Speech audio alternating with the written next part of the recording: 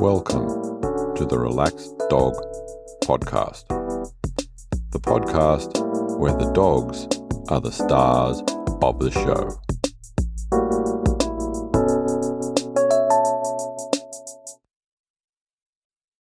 Welcome to episode 22 of the Relaxed Dog Podcast, sponsored by The Relaxed Dog. Thank you for listening. I am your host, Robert Ober, and I hope that you and your dog are well. Our guest this week is Hannah Wilson, and we'll be learning all about life with Pebbles.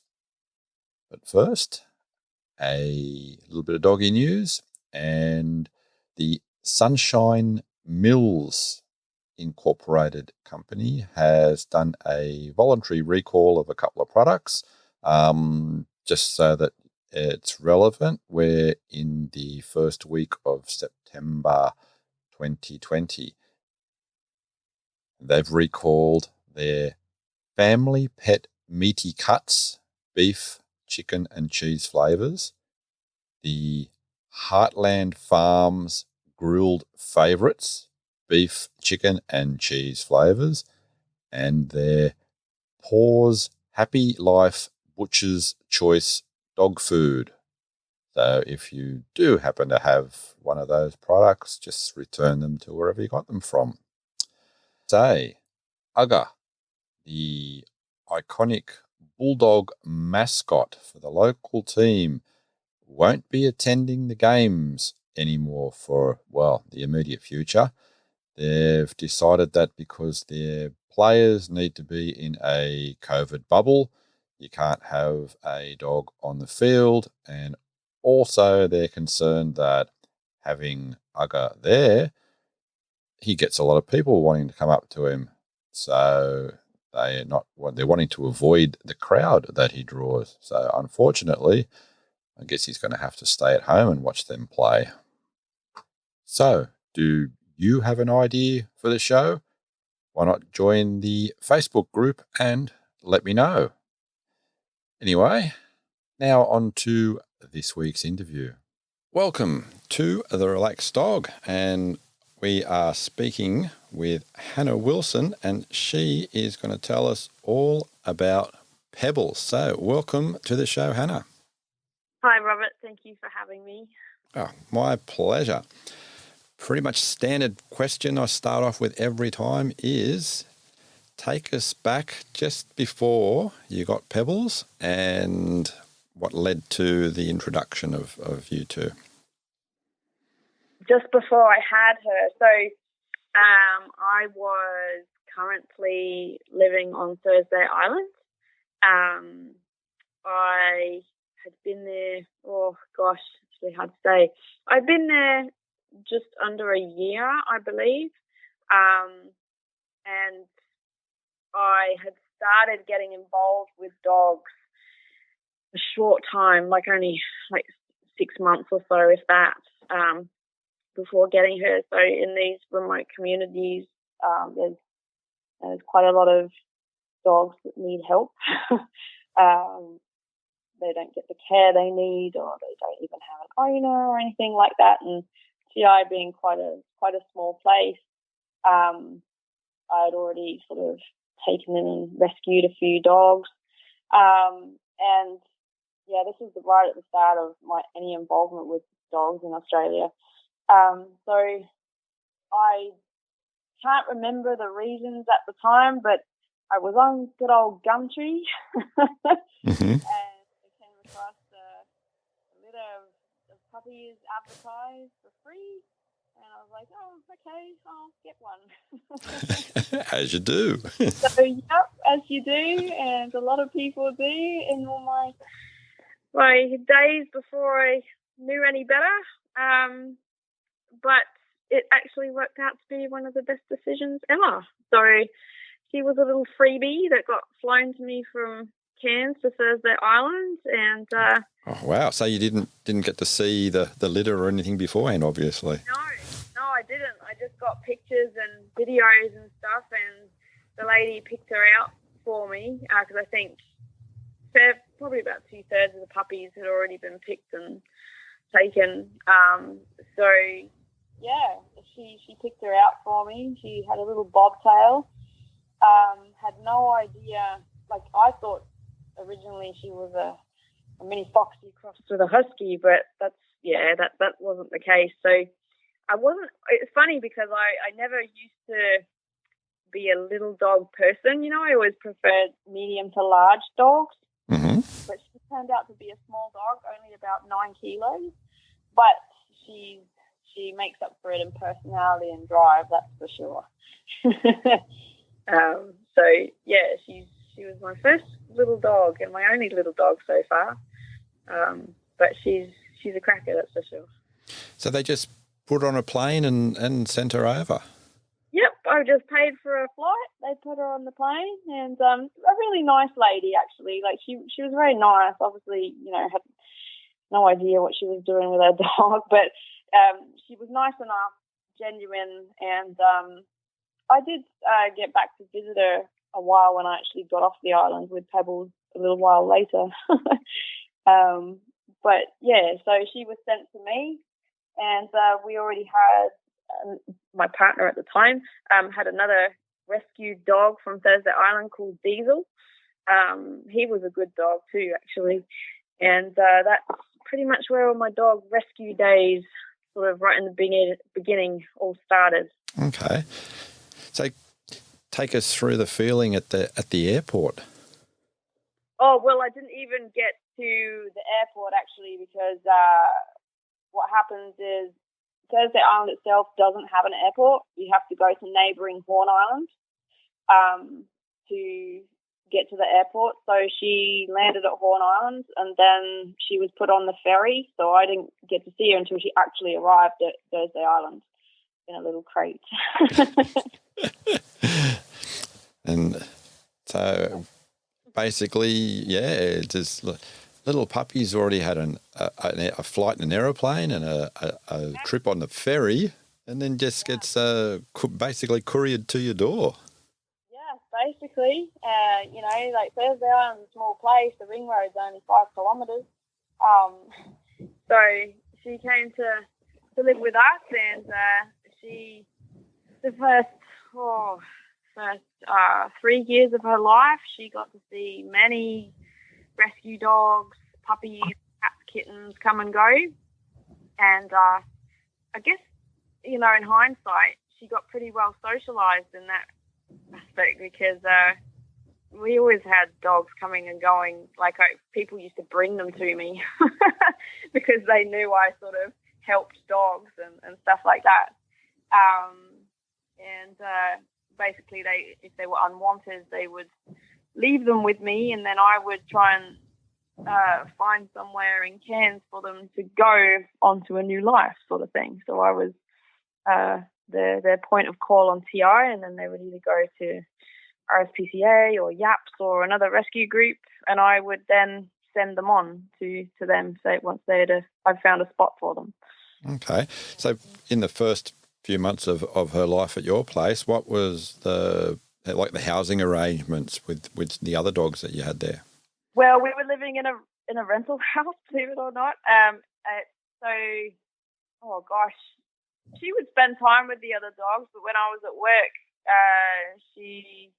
where was she? She would have been in a pen somewhere, and various rooms or pens in the yard would have dogs in. So she would sleep in my bed every night, though. Mm-hmm. And I have a lot of memories, but I can't remember some specifics. Like, I just remember she's always been a really good dog.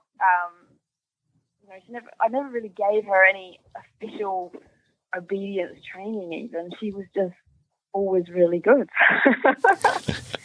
So, and she still is. I'm just lucky. She's always been one of those dogs that's had an impeccable recall. She'd do anything for a game of tug and fetch and stuff like that. And she's one of those dogs that's just always happy. to be with you. But on the other hand, she's, you know, if you needed to be quiet for a bit, she can do that too. You know, she's happy to go out all day with you, but if you want to stay in all day, she's happy with that too. Okay. So as a puppy, no real issues? Not that I remember. No. I don't remember her chewing stuff, or she's one of those dogs that has just never, not that I remember, ever sort of been trouble to toilet train or anything. No. And she gets on with pretty much every single dog she meets. Obviously, if they're a bit too much in her face or whatever, she'll let them know. But she's very social, and I can have her around dogs that, you know, aren't super keen on other dogs, because she doesn't care for them. She will see another dog and she's like, oh yeah, another dog. Face or anything like that. Mm-hmm. It's great. Yeah. And she was sleeping arrangements was straight into sharing the bed with you guys, or? Yeah, she was. She doesn't now though, which is probably not very common, but just our current setup, our house is really small, and you know, I have enough cleaning to do as it is, so, and dogs stay outside, but she's fine with that. She gets cuddles, and she knows she's special, and she gets more privileges than the other dogs. Oh, you gotta be careful there. They're all pretty happy. They're all happy with whatever they get, and they all get their own one-on-one time with me. So, you know, they're all pretty content. And actually, a couple of my dogs, I shouldn't really be talking about the other ones, but anyway, they've never really been in a house, so it's actually a bit foreign to them. They'd rather actually be outside. So, and they're happy with that. They came from like farm properties and stuff, and they're happy. They love their crates. They'd rather just be in there. Okay. I brought them in. Be like, where are we? So, growing up as a young pup on Thursday Island, was a lot of outdoor adventures. Yes, a lot of beach ventures, a lot of boat rides to neighbouring islands. She would come on camping trips to Prince of Wales Island all the time. She'd never stray far. She never wanted to, but she'd always enjoy herself somehow. Either it was trying to shred coconuts or carry them or something. Sounds be an interesting challenge size-wise. Sorry. Oh, wow. She makes it work. And she always had some sort of dog friend, whether we had another dog at the time or another rescue foster at the time. She always had some dogs to hang out with as well. Mm-hmm. And likes the water? Oh, loves the water. She's the sort of dog, like, you know, if you threw a tennis ball off a cliff, she wouldn't think twice about jumping off, you know. She loves jumping into the water. So since we've had the dam built, one of her favourite things is launching off the bank just to jump in the water. Something to get or not. Mr. Calling as a dock diving dog. Well, that's it. I'm in the middle of building her a jetty, but you know, she'll be fine. She still acts as though she's like a 1-2-year-old dog, even though she's 8. She hasn't slowed down in that respect, which is good. Excellent. Yeah, she's been a winner at the Mossman Show dog jump for several years. So yeah, she's a little pocket rocket. Okay, can you tell us a little bit more about that? Sorry. Timeline. So I moved to Port Douglas it was August 2015. Yeah, that's when it was. And then I started my qualification in dog training closer to the end of the year. Started it near the end of 2015. And then I think it was in 2017, I got asked by people on the Mossman Show committee if I would volunteer and help run their dog jump event, sorry. So I started it was just a volunteer, just helping to set it up and helping to coordinate and run the events, and also sponsoring the actual jump by sort of refurbishing it, painting it, and then they said I could put my logo on it, so I did that. But I'm still I don't have any sort of financial involvement or anything like that. But they said, anyone can enter a dog. And I said, oh, can I enter my dog? They said, yeah, you're just a competitor like everybody else. Mm-hmm. So, she's done that ever since I started sort of volunteering. And it's just, they start off, I think it's about, I'm not sure, but it comes up to just sort of my, just above my waist height, the starting sort of height. And then they slot in planks of wood to make it gradually higher as the dogs, and dogs are eliminated as we go along when they can't continue to get over it. So it's a bit of a jump and then a scramble, basically. She's won it for 3 years now, not consecutive because I had to retire her 1 year because she slipped when she landed and I thought she had hurt her leg, and she did temporarily, but then she was fine the following day. But I kind of retired her early that year. But yeah, she's won it for 3 years, and people think, they look at her and they think, a little dog won't jump that high. But she's definitely got some springs in those back legs, that's for sure. I was just going to say, because she sounds like a small dog, and that's an impressive jump. Yeah, she's extremely athletic, and she's just naturally been, her physique has just naturally been quite muscly. People will mistake her for like a whippet cross a lot of the time. So that gives you some idea of her physique. But she can, because she can run over 30 kilometres an hour. I think we raced her on the quad one time, and she picked up some speed, that's for sure. Mm. So did with the jumping, did you ever have any tendencies to do that over a boundary fence or anything like that? Nope, never. Never. That's what I mean. She's so well behaved. She's never, there's definitely fences in the past she could easily have got out of if she tried, but she just, I guess we've always just taught our dogs to respect boundaries and fences, and she's never tried to get out ever. She's never really wanted to go anywhere in that sense. So no, I think it's all about context, Mm-hmm. Dogs can learn context, and she knows what's a jump and what's not. And did she do any other sort of physical activities or competitions? She's in the past, when I've had sort of times when I used to go running, I used to take her with me. I used to own a horse for a couple of years, and she used to come out running when I was riding my horse for, anything up to 10 kilometres. That's like a walk in the park for her. She's extremely athletic. So just running, any sort of biking and horse riding, she would come along.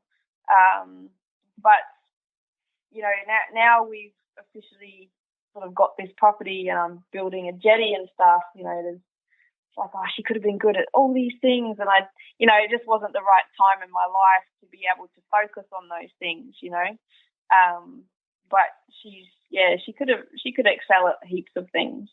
But specifically the jumping, like if there was somewhere before we had this place to officially do some dock diving, I would have loved it, but there's nothing that comes this far north to do it. But there's plenty of things that she would have excelled in, yeah.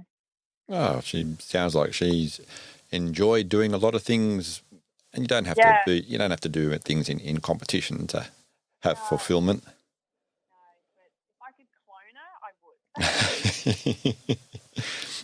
So how'd she go with, obviously went all right with the horses and they were all right with her? Yeah, no problem. The horse I had, he was used to dogs anyways. And no, she kept up fine, and no issues there at all. No, she was great. she loves the hose too. So the hose. Yeah, any opportunity to chase or bite something, she's there. But she's the sort of dog that is very easy to control. Like, even though she has super strong drives, but she still responds really well to vocal commands. So she'd go crazy for balls on the hose and stuff, but I can still call her off things where, some dogs you can't, you struggle to call them off. Mm-hmm. But she's still really responsive like that. So, like I say, I've been lucky. She makes me look good. Oh, nice. Is any sort of like weird habits that you would think that would be sort of like that's definitely a Pebbles thing? I wouldn't say it's not so much weird, but there was one time on Thursday Island where on the beach she cut the back of her paw, so like where her pad, the highest pad is on her pastern, just above that, so just above the pad on the back of it, she cut it on some glass, and it was quite a deep cut. And there's no vet on Thursday Island. So basically what you have to do is go to the hospital and beg a doctor to stitch up your dog after hours. So we were quite lucky. We got to the hospital and a nurse agreed to see her. And,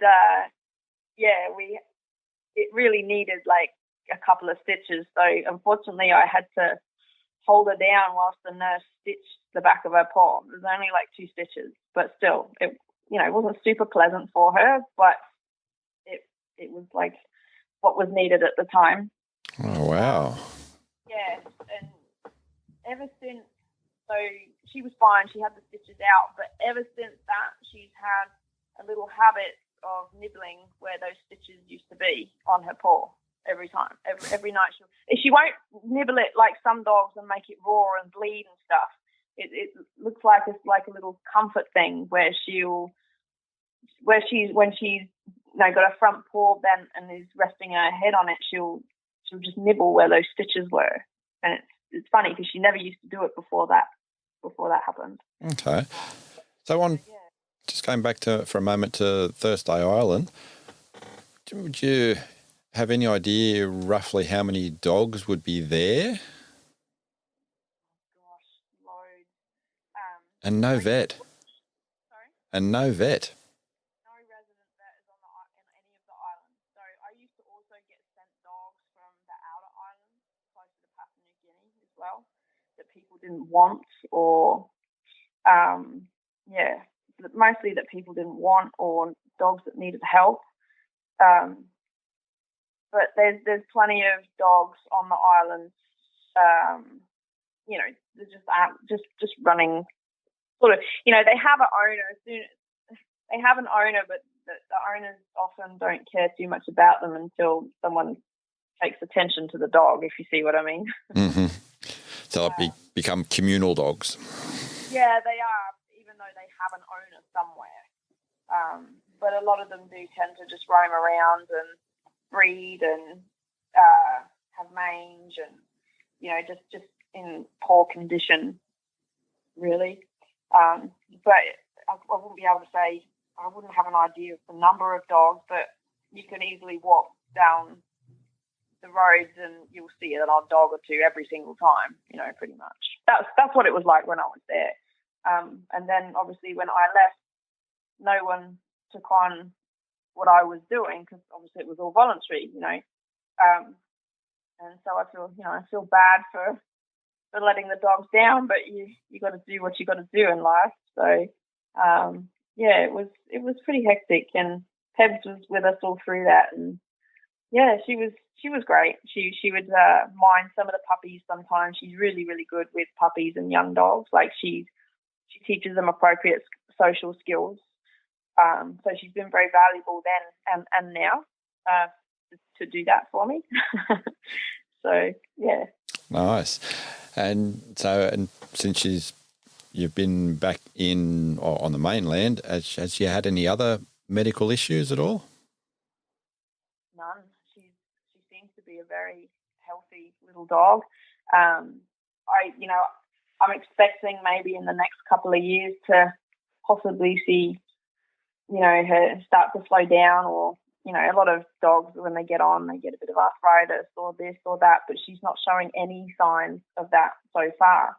I would say now I know, when you know better, you do better, right? Mm-hmm. I'm a lot more into dog nutrition than I was. So I would say now her food, she eats a lot better quality food than what she used to eat. And she's definitely had a new sort of lease of life since I moved her. I think I feed her Prime 100 now. So she's definitely doing extremely well on that. I was going to say that even I'm guessing supplies and things like that when she was young on Thursday Island, that would have been a bit of a challenge as well. Yeah, so you get your usual sort of supermarket brands at the supermarket there, which used to be about 3 times the price than what you'd pay in cans for it. But I always used to order it online and get it sort of shipped to us. And then with the rescue dogs, I would get some people from Thursday Island donate bags of food for the rescue dogs. Obviously, Pebbles used to eat what I fed her. And with the rescue dogs, unfortunately, they had to eat what people donated and gave. So, but, like I say, you know better, you do better. So now, I've done a study in canine fitness, as you know. I've done a lot of study on my own of dog nutrition. So I'm feeding her the best I can. Ideally, I'd love to feed all my dogs a raw diet, but it's very difficult, even just being up in Port Douglas and what we've got here to store it all, as well as source it. So if we'd have to go all the way down to Cairns to source it all, and then we don't actually have our house is quite small up here, and we don't have the space to put a large freezer to be able to store it. So, yeah, I think Prime 100 has been a good compromise, especially for her, for feeding the best I can do at the moment. That's understandable. So how many other dogs lately has she sort of shared the household with? Oh, crikey, we have dogs come and go all the time. So, and she only really cares about what I'm doing and where I am. She doesn't really care what dog's in the crate next to her or anything like that. But at the moment, we have 5 other permanent dogs, and tonight we've got 3 other boarding dogs. At Christmas, there were a couple of days where we had 18 dogs altogether, and she just doesn't care who it is. And if you're going for a walk, she'll come for a walk, and she doesn't care if I've got a dog or not or what. She just wants to do whatever you're doing. Mm-hmm. So, and that's good. Like she's a really good social dog in that aspect. Like she's just neutral to all dogs, big, small, boisterous, shy, nervous, and that's where she's really helpful too, because she helps me expose dogs that are scared of other dogs, or get puppies used to being around other dogs, and she's really easy to control and tell her what to do. There was a couple of days ago I had a dog that was quite nervous around other dogs, so if she came too close, I just told her to go away, and she moved away a few feet, and she's pretty much off leash all the time. Oh, nice. Does she have any favourite walks or places to visit? I'd say it'd have to be, well, most of the things, anything that you're doing, but now we've got the dam, that's her favourite thing, and space to run. Just run, and then jump in the water. That's I'd say they're probably her 2 favourite things to do. And if you throw something in the water for her, that's just, made her day. Nice. And so game-wise, you mentioned tug earlier, and I'm guessing different versions of fetch, but what else does she like to play? So we've recently started with a frisbee. I got her to do a little back somersault with a frisbee a couple of weeks ago. So that's a bit new to us, but, still the frisbee could be used for fetch or tug. She always likes to tug anything, really. She's really good at tricks and stuff like that. So with the day-trained dogs here, I sometimes teach them little tricks. And one of her favourite things I taught her several years ago now, to open a cupboard. And whenever she sees that cupboard, all she wants to do is just open it because it involves tugging the rope. Mm-hmm. Treadmill training, she's really good at that. So she'll just go on the treadmill with no leash and just pretty much stay on it until it times out. And then when it times out, she'll just sit there. So, yeah, she loves that too. Gosh, anything that it's energetic. She has this other trick where if you stand upright and you tap your chest, she will jump right into your arms. Mm-hmm. So, yeah, that's pretty cool too. She's pretty fearless. Like, she doesn't have any self-preservation. Like I said, if you threw a ball off a cliff, she'd go after it. The downside to that is, though, it was about a couple of months ago now. My partner had our neighbour's tractor over to do some slashing, and she wanted to go for a ride in the tractor with him, but she was so excited she jumped up at the tractor door before it was open, and Oh no!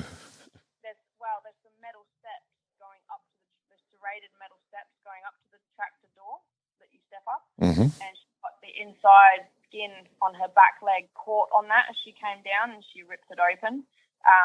She was quite lucky it was just the skin, no muscle was torn. So obviously that would have to be on a Sunday afternoon. So off we go to the vet to get it stitched up because it needed stitches. But she was very good, and we waited. I think it was about an hour because they had another emergency operation they had to finish. And then they took us out the back and they allowed me to go out the back with her. And the vet was super happy because he only had to give her a bit of local anaesthetic in her back leg. And then I just held, she stood there and I held her whilst he stitched it up as she stood there. And he was quite impressed at that he didn't have to fully sedate her and all that sort of stuff. And she just stood there while he stitched up her leg. So she was very good with that. I wonder if she was thinking back to the previous time that something happened, was expecting something a lot worse. Possibly, but she's always been really, really good with handling and stuff like that. And plus, she's had some training too. So in situations like that, it really pays off, And I think he was just stoked that he didn't have to fully sedate another dog, and it takes a lot longer than what it did take. So yeah, we were out in pretty good time actually, and but yeah, typical Sunday afternoon, hey. Out of it. But no, she actually healed really quickly with that, and the stitches were out, and within 2 weeks, the scar was pretty much gone. Oh, that's good. That's always a really good sign of health. She's never really been sick that I can remember. Not she's never had to go to the vets for anything else other than the stitches and the hospital the time before. So yeah, that's always a good sign. And I hope I can keep her in her best health and give her, as best a life as I can, and as she gets even older. Oh, let's hope so. You might have sort of narrowed down or what I might be expecting as an answer. I usually ask everyone to complete the sentence, I can't believe my dog ate. Right. Well, I don't know what you call them, but it was totally my fault. I gave her some chicken scraps out of, the tray that you buy raw chicken in. I gave her the scraps out of the tray, and I forgot that that little. Oh, the little absorbent thing for the blood. Yeah, she ate that. Oh, okay. I was like, oh shit. And, they would quickly look online and some people say, oh, your dog will be fine. But it was really, I had no idea because she was little. And if that absorbs a lot of water inside of her, that's going to be a problem. So then I call the vet, and the vet comes and gives her an injection to make her sick. Poor girl. But she was fine. She spewed up whatever she had eaten, and she was feeling sorry for herself for the rest of the day. But she was totally fine the next day, so I felt pretty bad about that. But yeah, I actually didn't expect her to eat it. She's never been the sort of dog where she'll chew on things and eat things, but I guess she's a bit food crazy, so she just gobbled it all up, Mm-hmm. So yeah, that was totally my fault. Yeah, because that's that sort of like plasticky sort of thing. Yeah. So, but no, she's never eaten other than like crap she finds in the yard. Like I don't even know, like bits of twig or this or that most dogs forage for. She hasn't really eaten anything strange other than that. Oh, good. So, what are some of her other favourite food snack things? Oh gosh, I'd say as she's got older, she's actually got less picky. She loves to eat carrots. Mm-hmm. And any meat, any human food she wants something of. I can't honestly say she's got a complete favourite because she eats most things. But that's also how I've brought my dogs up to be, sort of, to not be fussy. Her favouriteest things is sometimes I will let her clean out a yogurt container or something like that. But any meat you offer her, any decent meat you offer her, she'll love it. Bones, all that sort of stuff. So yeah, she probably gets a little bit more than the other dogs.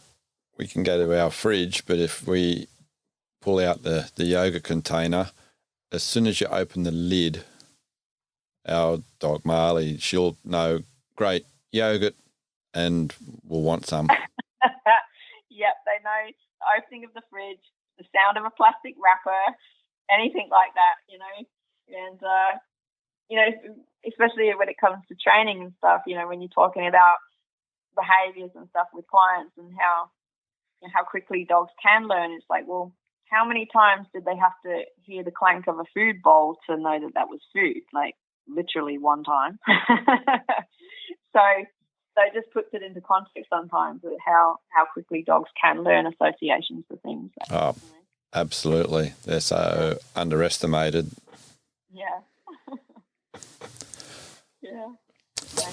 She's great. I definitely have another one of her. Does she have any favourite toys? A tug toy, that's definitely a favourite. Yeah, I'd definitely say it's going to be. I'll have to do the test, but it's really close between any sort of ball and her tug toy. She'll play tug and she'll hang on to it, and you can lift off the ground, and she'll still stay holding on to it. And the ball, like, she'd keep going until she physically couldn't do it anymore. Like, that's what I mean, no self-preservation. She doesn't know when she's getting too hot or when she should stop or when she's getting too tired. So I have to make that call for her. But I'll have to do that test between a tug and a ball and see which one she goes for first, because I haven't done that yet. And I honestly don't know which one would come out first. Oh, interesting.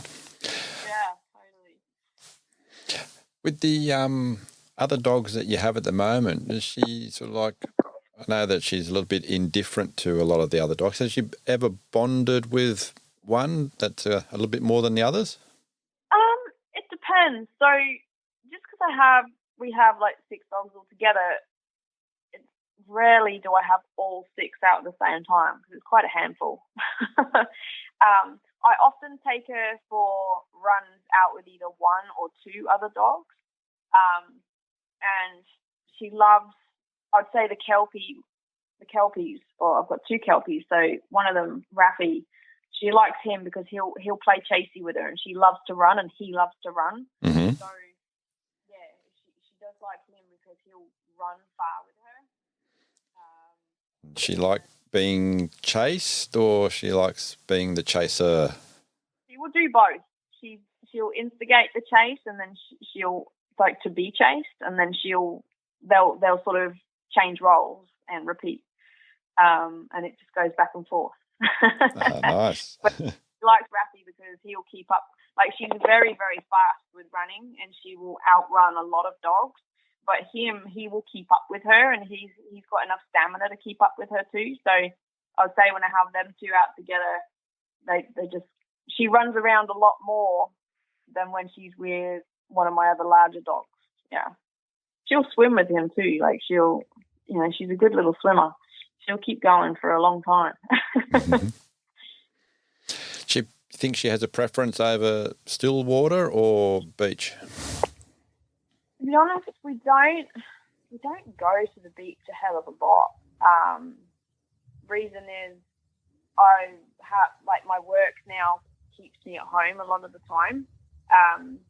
Now we have the dam. We've got water right here. And 3, there's a lot of out of control off leash dogs at the beach. So they're the main reasons why we don't go. But no, she loves when we have been, obviously.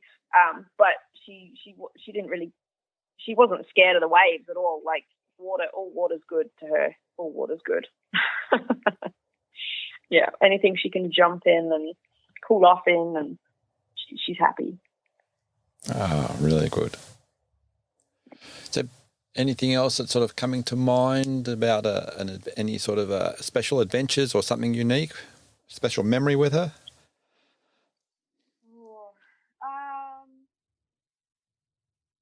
Just the whole time together, to be honest. I look back and I think, oh my gosh, I was doing this when I got you, and we've been through this, and we've done this. Like taking her out. When I was on TO, we always used to go running. She's been to all the beaches there, the boat rides, the outings out with the horse. She's been on planes, obviously, several times, traveling where I'm traveling. There was one time, since we moved to Port Douglas, we took a hike up Spring Creek. It's about probably 1.5 hours each way. And it is quite rocky, and I was a bit concerned. I was like, probably shouldn't have brought you because I don't want you to break your leg, slip off the rock and break your leg or something. Mm-hmm. But she handled it really well, and this is where the whole voice control comes into it, because, like I said, she hasn't got much self-preservation. So if I can see her going a bit too hard and fast, I have to tell her to slow down. But that was a good time when she come hiking. She's just the sort of dog you can do anything with, and she's always good at it. And I do like that I can take her places, and she's still interested in you. She's not forgetting that you're there and is interested in everything else and everyone else but you. So that's probably where some of our training has really come into play, but also who she is helps with that. So yeah, I'd say just everything together. She's just been such a great dog. I'm sure everyone has a dog that they think that of though, but yeah, we've been through a lot, and I think she'll live for a while. Yeah, I really hope she does. Having the terrier in her, the feistiness, and she's in such good health at the moment, and she has been. So I hope she stays that way. Yeah. Oh, certainly hope so. She's got a long way yet to go. Yeah, I hope so. I hope we've got another at least 8 years together, So, yeah. And I do take the pressure off her. Like, she gets the choice whether she wants to join in like social sessions and stuff with a group of dogs and stuff. If she doesn't want to come in, she doesn't have to. But usually she chooses to. And sometimes she'll just hang out by herself in the corner, and she's content enough. And sometimes she'll mingle with the other dogs, whatever she feels like. She's good like that. There's no pressure for her to do stuff, but it's good when she does want to help out. Sounds excellent. And do you take her out do you do like client visits, or everyone usually comes to see you at your place? Usually just because of the way the business has gone, a couple of years ago I changed it to clients coming to us, because with the services we were offering, it doesn't make sense for me to be away from the property if I'm doing boarding and daycare and stuff like that. And we've got plenty of space. The clients do come to us, and she has helped me out in a few sessions. And even when I did go to client places more, she would often come with me, yeah. And she would be the stooge dog sort of thing.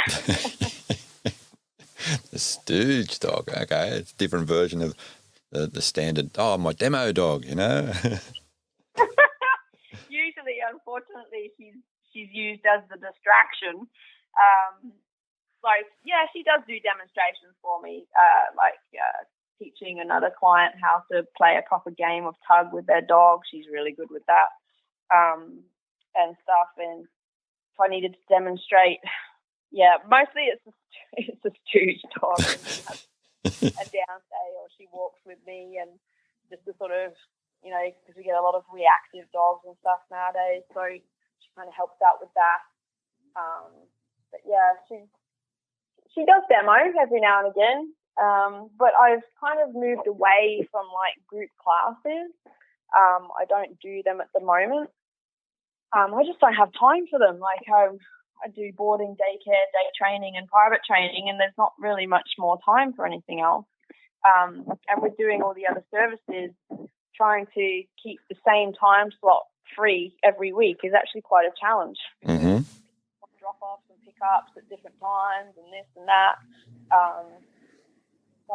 It's just the way it's going at the moment. Seeing as that you've just got led into that, do you want to give your business a little bit of a mention?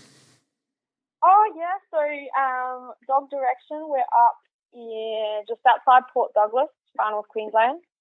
And we've been going since the start of 2016.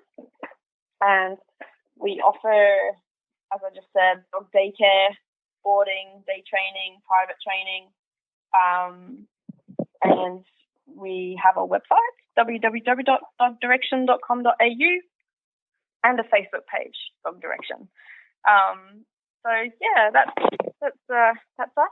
And we're just about to launch, well, hopefully by the end of the year, possibly the start of next year, our private dog park, which we've called Dog Direction Country Club. So I'm really excited for that. Nice. It'll be something new and just something that no one has done anywhere near us. So a completely new service. And I'm super excited for it. I wish you all the very, very best with that. The country needs a whole lot more of those. They do. Everywhere. They do. It has. We were very lucky to come across this place, finding the right zoned land, the right size, in the right location. That's the challenge.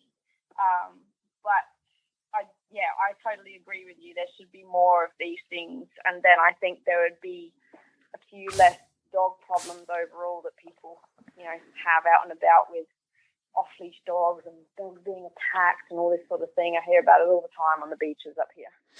I guess the other great thing is you're not far away from a big holiday destination, and now people can go there, go with their dog, take their dog up to your place. They can do a bit of their own stuff, and everyone has a good time. That's it. So I had clients today who needed to board their dog because they were going up to the Daintree, the national park there. When people do road trips with their dogs and they want to go to the Daintree, the national park, can't take your dog there. So we do often have a lot of boarders or daycare dogs for when that happens. But we also, on our property, have our Airbnb house, which is a dog-friendly accommodation. So specifically aimed at, people road tripping with their dog. There are a few other dog-friendly accommodations around Port Douglas, but there's not that many that have availability. Or their own private country club. Yeah, or that, yes. So when people come with their dog, they can have their dog at the house, and then we have the dog park, about 100 meters away from the house. So they are kind of two separate sort of businesses. But if they don't want to go too far and they want to, cool off, people can swim in the dam as well as the dogs in the country club. So they just book a time slot, and there you go. Excellent. Well, thank you very, very much for your time and for sharing all about Pebbles. That was a very enjoyable discussion. Thanks, Robert. I actually really enjoyed talking about it because I haven't been able to talk about it for this long to someone before. So thank you. No, absolutely my pleasure. Awesome. Yeah, thank you for asking me. I appreciate it. Take care. All right. Thank you so much, Robert. Thank you very much for listening. I hope that you enjoyed the show. If you did, the best way not to miss out on future episodes and to catch up on past ones is to subscribe. Until next week, stay safe and remember, your dog is family.